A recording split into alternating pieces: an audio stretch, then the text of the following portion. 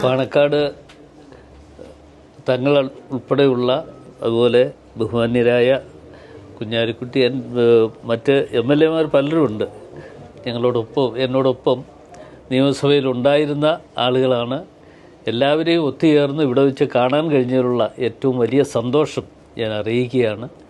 UDFൻ്റെ convener എന്നുള്ള നിലയിൽ ചുമതല ഏറ്റെടുത്തതിന് ശേഷം ഇന്നലെ കോഴിക്കോടും ഇന്ന് മലപ്പുറത്തും എത്തിച്ചേരാൻ കഴിഞ്ഞു. ഇന്നലെ കോഴിക്കോട് വന്ന് അവിടെയും ഉള്ള കാര്യങ്ങൾ പലരെയും കാണാനും കഴിഞ്ഞു, പലരുമായിട്ട് ആശയവിനിമയം നടത്താൻ കഴിഞ്ഞു.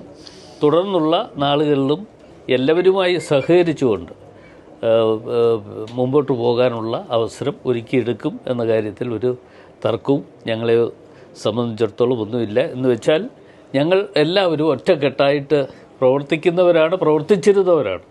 അതുകൊണ്ട് മാനസികമായിട്ടുള്ള ഒരു വലിയ ഐക്യവും സന്തോഷവും ഈ കാര്യത്തിൽ ഉണ്ട് എന്നുകൂടി ഈ അവസരത്തിൽ അറിയിക്കുകയാണ്. കൺവീനറായി തിരഞ്ഞെടുക്കപ്പെട്ടതിന് ശേഷം ഇവിടെ വന്നതാണ്. സന്തോഷമുണ്ട്.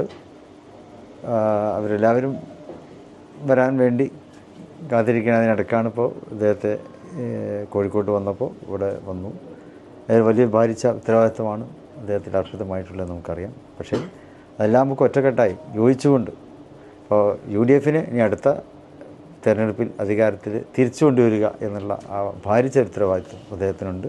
അദ്ദേഹം ഒറ്റക്കല്ല, നമ്മളെല്ലാവരും അദ്ദേഹത്തിൻ്റെ കൂടെയുണ്ട്. കോൺഗ്രസുണ്ട്, മുസ്ലിം ലീഗുണ്ട്, മറ്റ് ഘടകകക്ഷികളെല്ലാവരും ആ ഒരു ലക്ഷ്യബോധത്തോടെ തന്നെ പ്രവർത്തിക്കുന്നുണ്ട്. ഇദ്ദേഹം പറഞ്ഞ പോലെ പരിചയസമ്പത്തും അതുപോലെ തന്നെ ഭരണരംഗത്തൊക്കെ മികവും കാഴ്ചവെച്ചിട്ടുള്ളൊരു വ്യക്തിത്വമാണ്. അപ്പോൾ അതുകൊണ്ട് തീർച്ചയായിട്ടും അദ്ദേഹത്തിന് UDFനെ നല്ല നിലക്ക് മുന്നോട്ട് കൊണ്ടുപോകാനുള്ള ആ കഴിവുണ്ട്. അദ്ദേഹത്തോടൊപ്പം നമുക്ക് ഒറ്റക്കെട്ടായി മുന്നോട്ട് പോകാം എന്ന് പറയും.